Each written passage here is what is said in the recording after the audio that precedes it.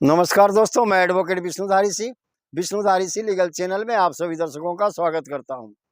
दोस्तों, आज मेरे वीडियो बनाने का टॉपिक है कि क्या दाखिल खारिज, ये जिसे हम म्यूटेशन कहते हैं, या जमाबंदी के आधार पर आप जमीन के मालिक बन सकते हैं या नहीं। दोस्तों, इसी बिंदु पर 2023 में भी मैंने एक वीडियो डाला था। 2023 वाले केस में पी किशोर का जो जजमेंट था दोस्तों, उसका वर्णन मैंने किया था। आज जो है लेटेस्ट जजमेंट है दोस्तों, जिसका फैसला 10 जुलाई 2024 को ऑनरेबल सुप्रीम कोर्ट के द्वारा किया गया है। दोस्तों आइए जजमेंट पर जाने के पहले थोड़ा सा कानून को समझ लेते हैं कि कानून क्या कहता है। दोस्तों, आपके पिताजी ने एक रजिस्टर्ड सेल डीड से संपत्ति खरीदी थी, लेकिन लापरवाही के चलते उसका दाखिल खारिज नहीं करा सके। क्या ऐसी परिस्थिति में आपके पिताजी की वह संपत्ति नहीं रही? क्या आपके पिताजी दाखिल खारिज न होने के चलते उस पर अपना मालिकाना हक खो बैठे?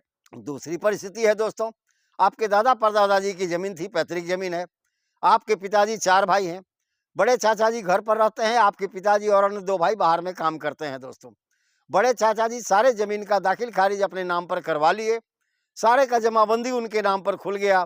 तो क्या दोस्तों, अब आपके पिताजी और आपके अन्य 2 चाचा जी जो बाहर रहते हैं, उन लोगों का इस संपत्ति में कोई हिस्सा नहीं है? क्योंकि सब संपत्ति का दाखिल खारिज तो बड़े चाचा जी के नाम पर है।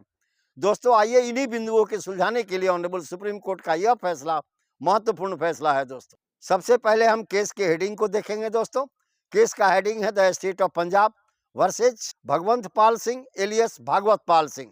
डायरी नंबर है दोस्तों 17,885 ऑफ 2020।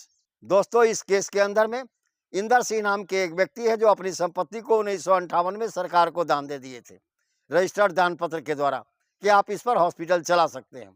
दोस्तों, 1958 से ही सरकार कब्जे में लेकर उस संपत्ति पर एक हॉस्पिटल खोल दी और जनता की सेवा करने लगी। दोस्तों, अब इंदर सिंह के जो पोता हैं बलवंत सिंह या भगवंत सिंह, इनको जानकारी हुआ 1981 में, चूंकि जमीन इनके कब्जे में था नहीं, जमीन तो सरकार के कब्जे में थी, लेकिन दाखिल खारिज या म्यूटेशन जिसे कहते हैं या जमाबंदी, ये इनके नाम पर ही था।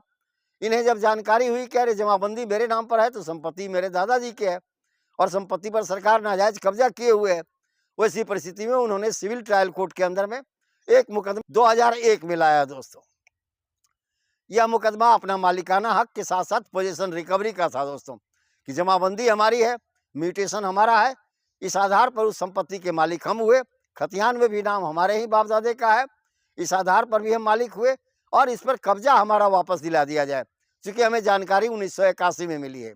दोस्तों, जैसा कि आप भी जानते हैं, इंडियन लिमिटेशन एक्ट का आर्टिकल 65 कहता है कि कब्जा वापसी की समय सीमा 12 साल है।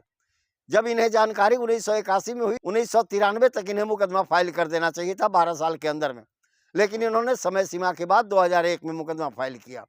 इस आधार पर उनका मुकदमा ट्रायल कोर्ट खारिज कर देता है। दोस्तों, मामला दोस्तों बढ़ते बढ़ते सुप्रीम कोर्ट जाता है। सुप्रीम कोर्ट ने इस मुकदमे पर विचार करते हुए अपना निर्णय दिया कि वादी ने चतुराईपूर्ण ढंग से प्लेट को ड्राफ्ट करके न्यायालय में फाइल किया है। जब वादी को जानकारी 1981 में मिल गई थी, 1993 तक इसे पोजीशन रिकवरी सूट फाइल करना चाहिए था, न कि 2003 में। इस आधार पर भी इनका सूट टाइम बार्ड है।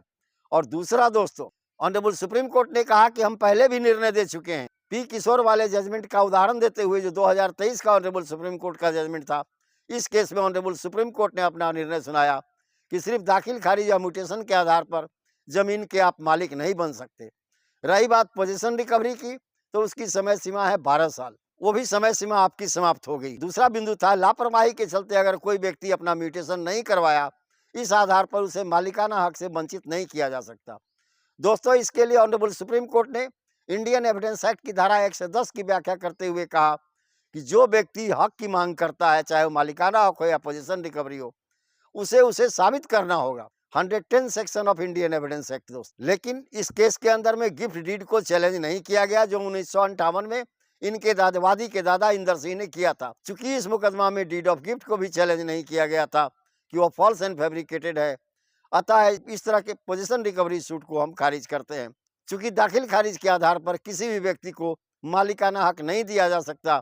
मालिकाना हक प्राप्त करने के लिए या तो रजिस्टर्ड डॉक्यूमेंट होनी चाहिए या खतियान वगैरह होना चाहिए, अन्यथा दूसरा कोई प्रोसेस नहीं है कि आपको उस संपत्ति पर, स्थावर संपत्ति पर मालिकाना हक प्रदान कर दिया जाए। तो दोस्तों, इस तरह से आप देख रहे होंगे कि पी किशोर वाले केस में 2023 में और इस state of Punjab versus Balwant Pal Singh वाले केस में दोस्तों, दोनों में ऑनरेबल सुप्रीम कोर्ट ने यह माना कि नहीं, सिर्फ दाखिल खारिज के आधार पर कोई भी व्यक्ति संपत्ति पर मालिकाना हक का दावा नहीं कर सकता। दोस्तों, आज के वीडियो का टॉपिक भी यही है कि कोई भी व्यक्ति सिर्फ दाखिल खारिज और जमाबंदी के आधार पर संपत्ति पर मालिकाना हक का दावा नहीं कर सकता। धन्यवाद। अब विशेष अगले वीडियो में।